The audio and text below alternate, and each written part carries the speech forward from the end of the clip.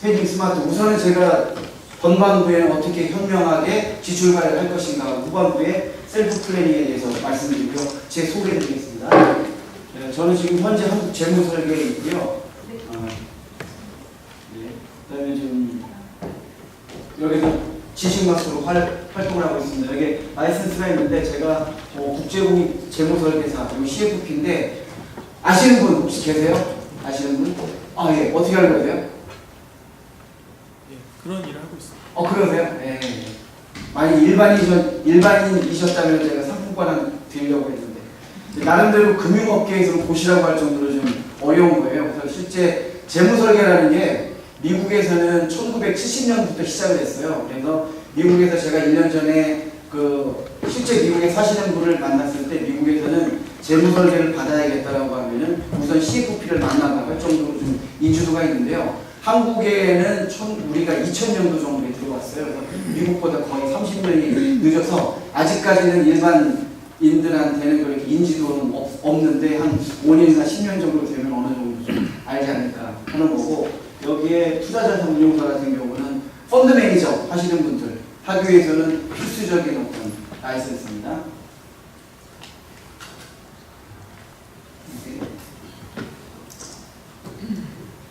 자, 한 가지 여쭤볼게요. 지난달에 여러분들 지출한 게 얼마인지 아시는 분? 나는 알고 있다. 예, 얼마? 그 숫자는 말씀 안 하셔도 되고. 원 단위까지 알고 계세요? 네, 알고 있습니다. 어떻게 그럼 관리하세요? 가계부를 쓰고 있습니다. 아, 그러세요? 그러면은 요것도 아세요? 오늘까지 얼마 하셔야 하세요?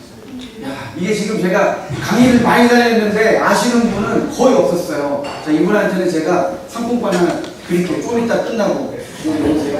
이거 저 오늘 많이 갖고 왔어요. 10만 원짜리인데 열심히 리액션 좋고 하시는 분한테 10만 원 할인권 드리겠습니다. 아무튼 꼭 그러게요. 실제로 제가 많이 강의를 왔다 갔다 해도 아시는 분이 거의 없어요.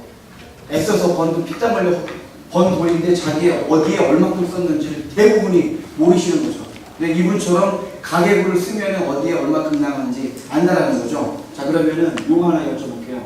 50만 원이라는 돈, 금액 있죠? 이 돈은 뭐 이 정도 돈은 나한테 별로 그렇게 크진 않다 라고 생각하시는 분, 그냥 썼어, 이 정도쯤이야. 예.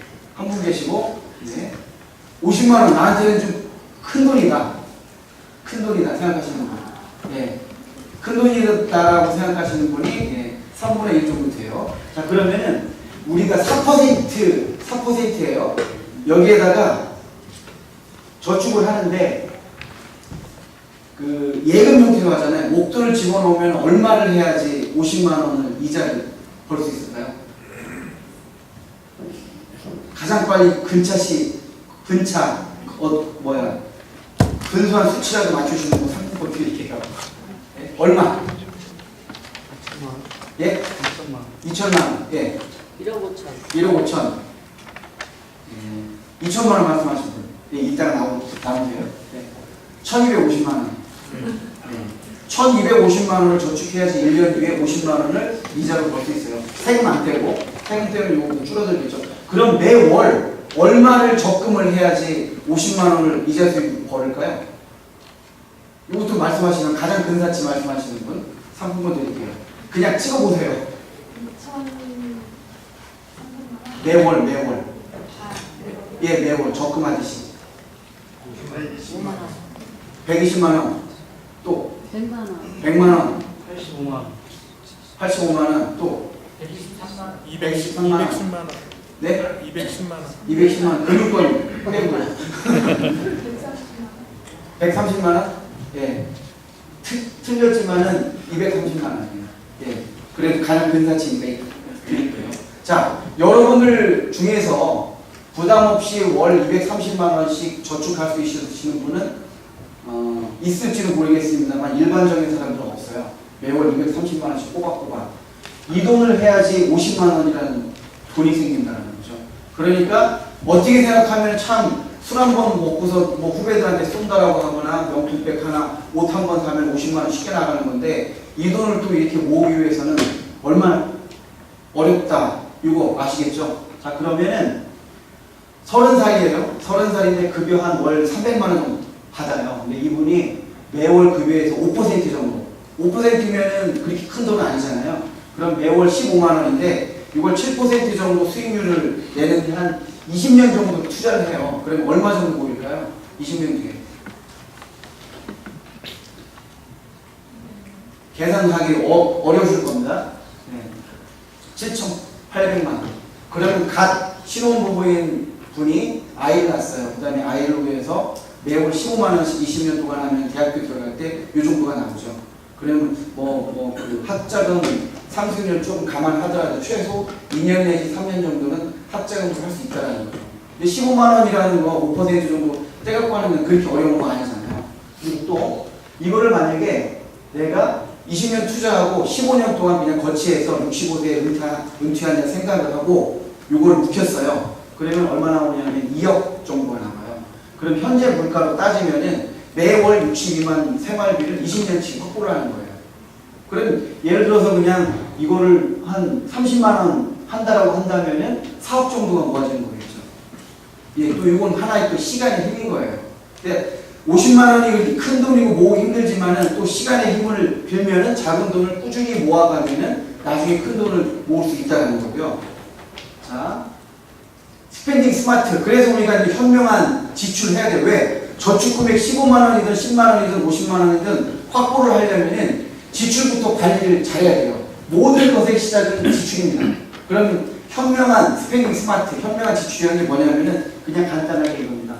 허투루 나가는 돈 맞고 진짜 내가 좋아하는 곳, 의미 있는 곳에 돈이 흘러갈 수 있도록 방향을 딱 세팅을 해 놓는 거죠. 근데 왜 이렇게 현명한 지출이 중요하냐? 첫 번째 이겁니다. 지키는 거. 자, 여러분들이 50만 원이라는 돈이 있어요. 여러분들이 수입으로 들어와서 그 50만 원을 저축해서 세이브하는 거하고 또 50만 원이라는 돈을 새롭게 버는 거하고 비교를 해보면은 50만 원은 이거 순수하게 내 돈이잖아요. 근데 50만 원을 벌기 위해서는 시간 들어가죠. 돈 들어가요. 에너지 들어가요. 여러분들 한 사람 한 사람을 회사라고 생각을 해보신다면은 회사가 매출이 있고 매출 원가 있고 매출이익 있고 뭐 영업이 있고 순이익이 있잖아요. 그 50만 원 버는 그 돈은 매출이에요, 매출.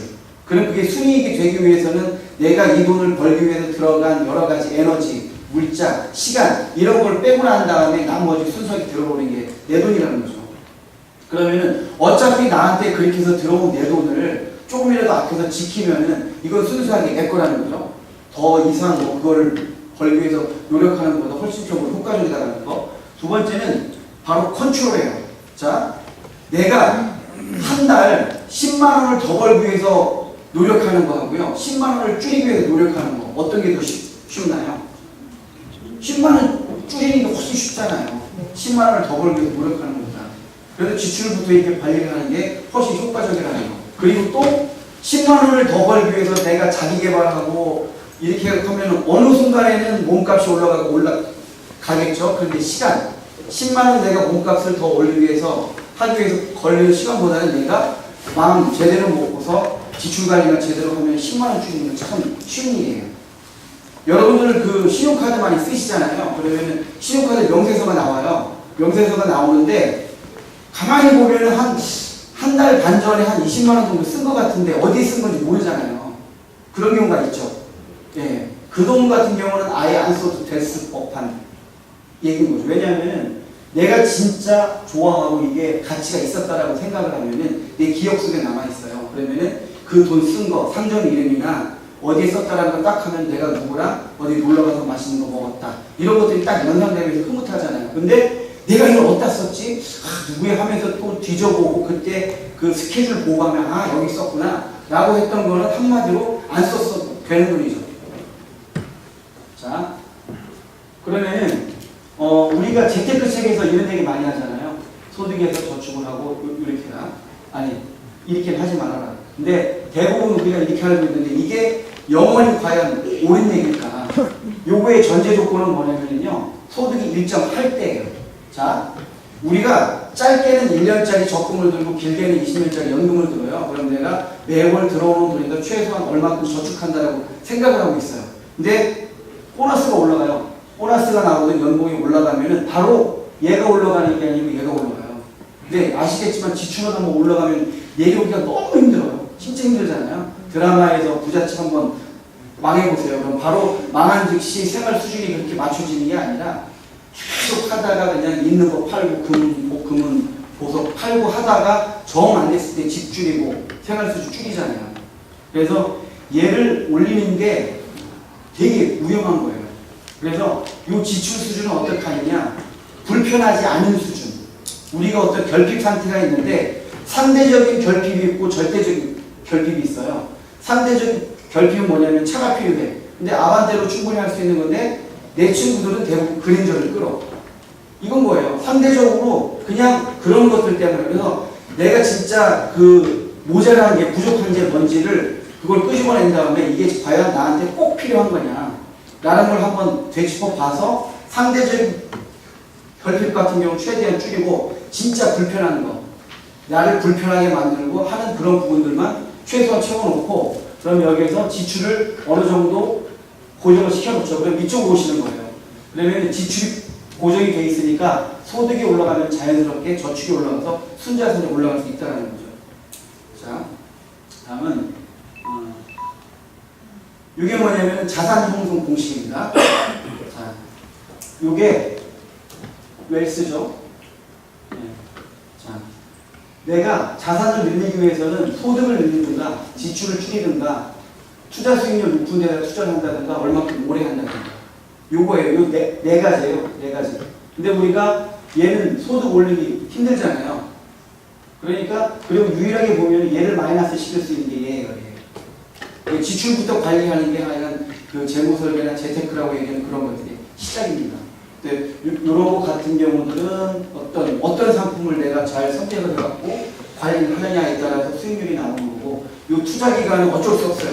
나이가 젊은 사람이 훨씬 유리합니다. 네.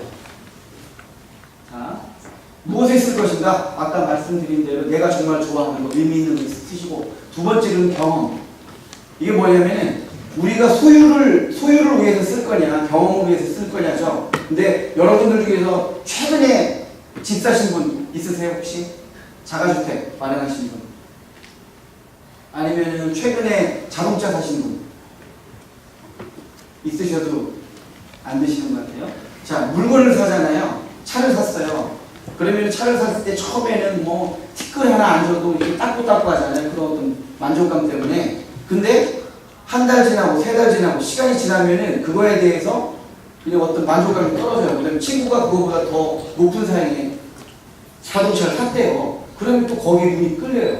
그래서 물건이라는 거는 한 번 사고 나면은 바로 우리가 식상해져요. 그래서 계속 목마름이 생기는 거죠.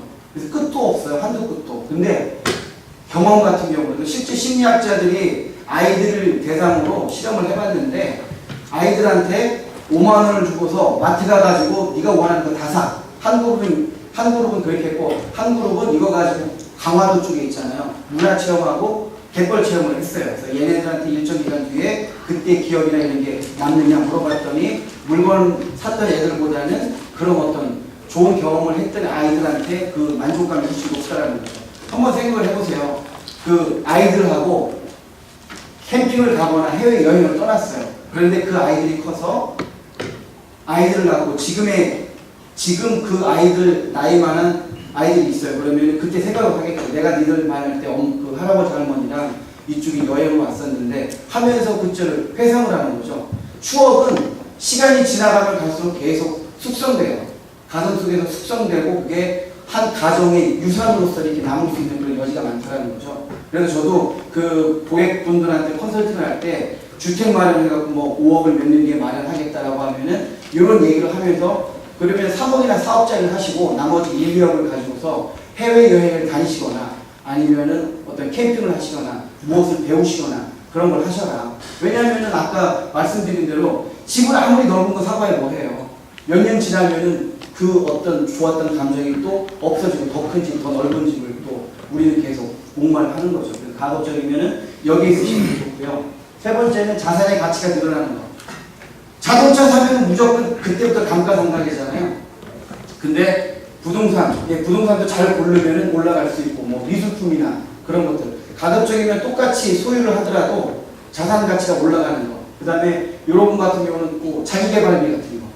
똑같이 쓰더라도 음식 먹고 음주감으로 쓰는 것보다는 이런 데 오셔가지고 어떤 강의를 들으신다거나 무엇을 배우시면은 내 몸값이 올라갈 수 있는 여지가 많다는 거죠. 그래서 이런 형태로 쓰시면 됩니다. 자, 점검하는 건데요. 그럼 이거를 하기 위해서는 현재, 과거, 미래를 한번 전체적으로 훑어봐야 돼요. 그래서 우선 현재 보면은 현재의 자산이죠. 내가 얼마큼을 갖고 있는지, 부동산, 금융자산 이런 것들. 그리고 두 번째로는 내 소득이 현재 얼마인지 이걸 알아야 되고요.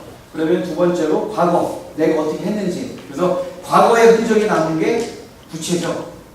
내가 부채가 얼마큼 있는지 이것도 한번 파악을 해보시고, 그리고 지출. 지금부터 내가 최근 2, 3개월 동안 어디에 어떤 패턴대로 지출을 했는지, 그러면 그걸 한번 쭉 리뷰를 해본 다음에 앞으로 내가 어떻게 쓸 건지 예산을 세울 수가 있어요.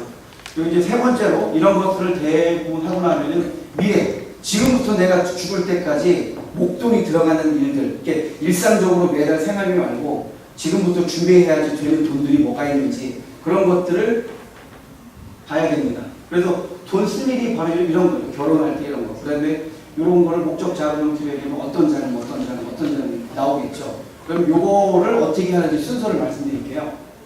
자, 첫 번째로는 투자 목적 어디에 쓸 것인가. 두 번째, 언제 필요한가 나와야 되고요. 세 번째, 그때 필요한 금액이 얼마인지 나오죠. 그러면은 이게 내가 원하는 목표예요.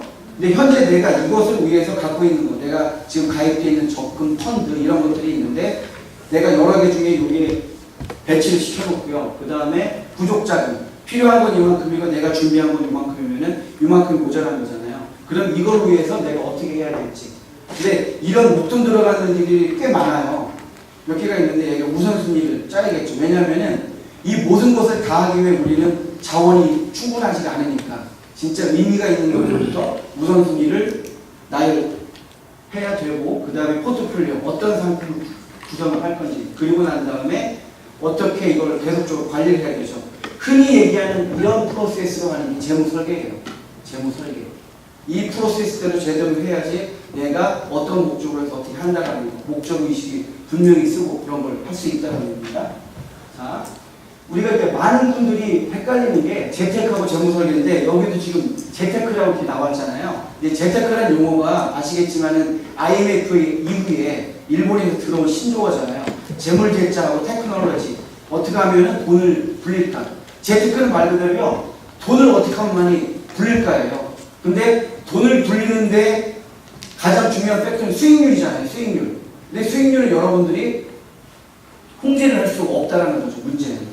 그래서 재테크는 사람들이 금융상품부터 가입을 하고 목돈을 마련하고요. 뭐 할까? 그 만기가 되면, 적금 만기가 되면 또 돈 쓸 일이 생겨요. 냉장고 갑자기 팬이 시끄럽다거나, 그렇죠? 냄새가 심해지거나, 그래서 냉장고 바꾸고 에어컨 바꾸고 그런 쪽으로 많이 쓰고, 아니면 가끔 뭐 어머니가 아프시거나 이런 일들이 꼭 생깁니다. 자, 그래서 재무설계는 뭐냐면 아까 말씀드린 대로 돈 쓸 일이 뭐가 있는지 계획을 세우고 거기에 적합한 상품이 뭐가 있는지 필요자금 계산하고 이런 프로세스로 갑니다. 자, 그런데 여러분들 주변에 뭐 그 금융 쪽에서 일하시는 분들 최소한 30명 많으면 인맥 많으신 분은 10대 명도 있으실 겁니다. 그런데 요 세 가지 조건만 하면은 크게 실패하진 않아요. 첫 번째, fee-based. 이게 여러분 중에서 최근에 여태까지 재무 상담이나 이런 걸 받으셨을 때 돈 내고 하신 분 있으신가요? 네. 여러분들 전부 펀드 가입하시고 보험 가입하셨는데 돈 안 내고 하셨잖아요. 그러면 생각을 해보세요. 그 설계사분들이 여러분들한테 그런 걸 추천하고 할 때 자원봉사자가 아닌 이상 한 번이 되는 것도 아니잖아요. 최소 2번 내지 많으면 한 7, 8번까지 만나는데 왜 그렇게 할까? 그 사람의 의도는, 여러분들이 모든 걸 오픈하기 전에는 여러분이 금융상품을 가입할지 못할지 몰라요. 그런데 그분들이 이렇게 적극적으로 하는 거는 그 의도가 뭐냐면은 꼭 금융상품을 가입시켜야지라는 마음이 깔려 있어요. 그러면 과연 객관적으로 컨설팅을 해줄 수 있는지 거기에 대해서 한번 생각을 해보세요. 세상에는 진짜 공짜 없어요. 여러분들이 그 무료로 그 설계해달라고 막 하는데 무료로 하는 사람 입장에서는 또 그런 마음이 생길 수밖에 없어요. 그래서 저 같은 경우, 저희 회사 같은 경우도 유료 상담을 하는 이유가 이분이 할지 안 할지 모르는 상태니까 최소한 몸값이 아니라 그 인건비 있잖아요. 기본적인 거를 하기 위해서 유료로 하고 그 이후에 만약 상품 가입을 할 수 있는지 없는지 그건 나중 문제인 거죠. 예, 요거를 보시고 두 번째로는 전문성. 어떤 자격증을 갖고 있는지. 아까 제가 말씀드린 것 중에서는 운전면허로 따지면은 그 실기시험 같은 게 있고요. 그 도로 시험이 필기시험 같은 게 있어요. 이 두 가지가 전부 다 있어야 돼요. 예, 그런 것들은 어떤 라이센스를 갖고 있는지, 당신은 주로 어떤 고객분들을 상담하고 있는지 그런 것들을 한번 체크해 보시고, 세 번째는 상호 적합성. 아무리 그 전문적인 라이센스 있고 잘하나 하더라도 우리는 사람이에요, 사람. 사람 대 사람이 만나기 때문에 말 그대로 궁합이 맞아야 돼요. 이 사람이 똑똑하고 잘생기고 막 어떤 그 라이센스도 있는 것 잘 있고 외부에서 강의도 많이 가고 하는데 나랑 안 맞아. 그러면 오래 못 가요. 이것도 진짜 친구처럼 아니면은 그 나랑 이렇게 꼭 같이 마음이 맞는 사람이 있으면은 믿음도 가고 너무나 괜찮거든요. 그래서 이런 관점에 있어가지고 재무상담사를 선택을 하시면은 실패하지 않습니다. 최소한. 자, 그리고요. 오늘의 하이라이트인데 제가 어떻게 하면 여러분 스스로 할 수 있는지 최소한 장담드리건데 요것만 제대로 익히면 80%까지는 인생설계를 할 수 있습니다. 제가 이거를 시연을 해드릴게요.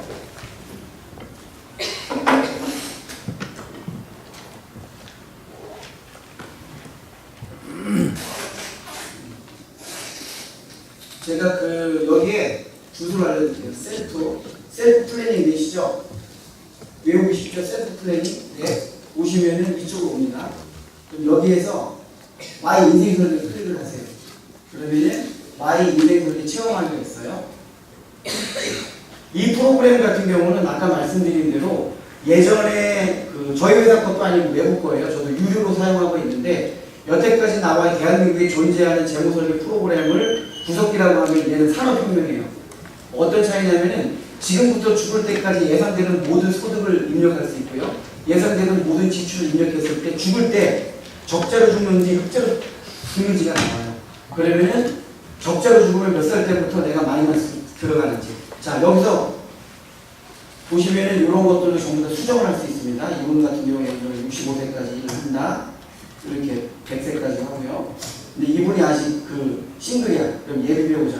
그리고 클릭을 하면 몇 년 뒤에 할 거냐 나오고요. 지금 현재 배우자가 있다라고 하면은 이렇게 클릭을 하면 되고요. 그리고 여자분이 35살이고 지금 현재 한 40살까지 일을 하실 생각이고 이분도 100세까지 살고요.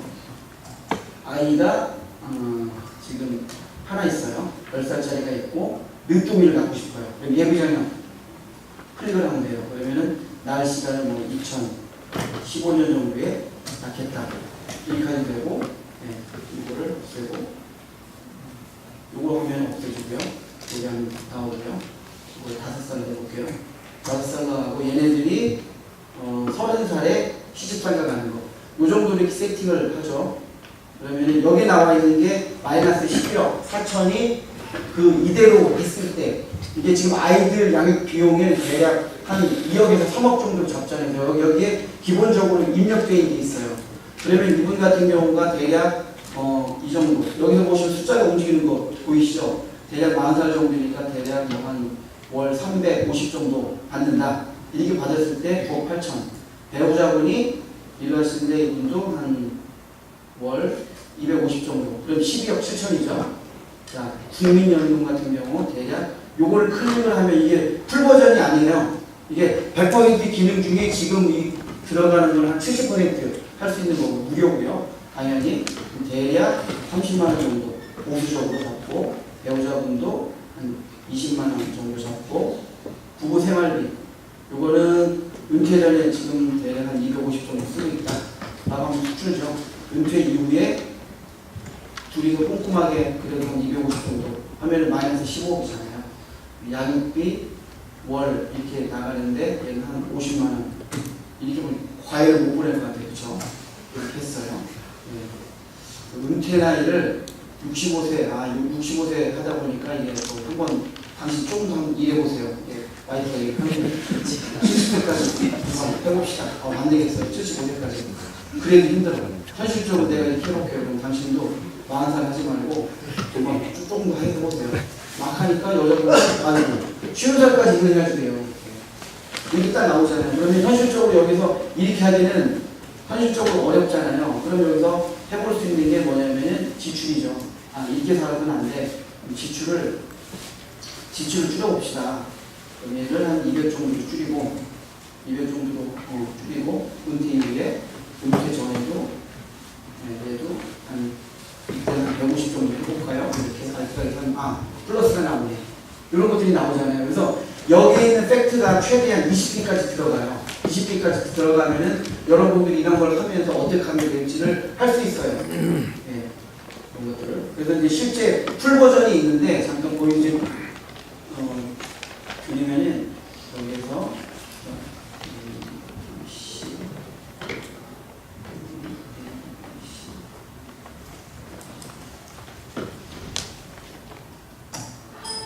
실제 이제 상담을 하고서 이제 컨설팅 하고 난 다음에 여기 데이터를 입력을 해드립니다. 입력을 해드리면은 언제든지 들어오시면 여러분들이 금융자산의 현황이나 아파트 사고 파는 것도 시뮬레이션 할 수 있어요.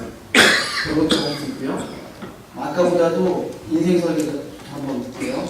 그래서 아까처럼 전부 다 볼 수 있는데 부부생활비 같은 경우 아까 숫자로만 이렇게 입력을 했었잖아요. 근데 여기서는 디테일하게 들어갈 수가 있어요. 상세하게 다.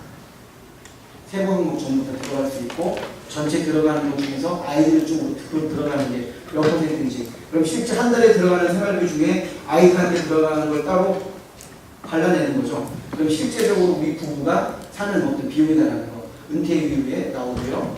아이들 교육비 이런 것들도 나오고 총 지출 같은 경우도 이렇게 아까 보셨고요. 고정성 보험료, 원리금 상환 이런 것들 나오고 또 하나는 여기서 중요한 것 중에 하나가 뭐냐면은 수입이 있어요. 수입 중에서 대부분 그 회사를 다니시는데 65세까지 일을 하시겠다고 해요. 하는데 지금 있는 회사에서 65세까지 하기 힘들잖아요. 그럼 현실적으로 지금 있는 회사에서 언제까지 있을 겁니까? 라고 여쭤보면은 한 45살 정도? 아니면 뭐 50세까지 있을 것 같다. 예. 그러면은 지금 월급이 50세 그만두고서 51세부터 그걸 이어서 그만큼 안 나오거든요. 그러면 현재 가치로 대략 얼마 정도 벌 수 있어요? 그러면 여쭤보면은 한 못 벌어도 250은 할 수 있을 것 같습니다라고 해요. 이렇게 여자분 같은 경우도 그 싱글 같은 경우는 언제 결혼하고 애를 낳고 임신해가지고 육아휴직 받아서 급여가 줄어들잖아요. 이런 것도 세분화해가지고 전부 다 쪼개서 할 수 있어요. 그러면은 그게 내 인생의 순자산이 어떻게 나오는지를 알 수 있다는 거죠. 이런 것들을 여러분들이 직접 할 수 있고 그 다음에 자산관리 현재 얼마큼 있는지 이런 것들 거주 부동산 이것도 지금 현재 있는데 언제 이걸 파고 지금 현재 있는 집을 아이들이 대학교를 들어가면 얼마큼 팔고 그때 집주에서 얼마큼 해야겠다도 충분히 할 수 있고요. 시간 관계상 이 정도까지 말씀드릴 텐데요. 저는 가급적이면 여러분들 인생이잖아요. 그래서 조금만 배우시면은 이것들을 스스로 해볼 수 있다라는 거예요. 그런데 모든 프로그램이 나오더라도 혼자서 그거를 열심히 뭐 매뉴얼 보고 하기 힘들잖아요. 그래서 이런 것들이 있으면은 그 컨설팅을 통해서 여러분들의 전반적인 과거와 현재와 미래를 전체적으로 점검하고 여러분들이 중요한 인생의 목표가 뭔지 점검을 하고 나면은 저희들이 입력을 해드립니다. 그리고 그 이후에는 여러분들이 언제든 들어와갖고 이렇게 시뮬레이션을 할 수 있고요. 자, 여기까지 할 텐데요. 여러분 혹시 궁금하신 거 있으면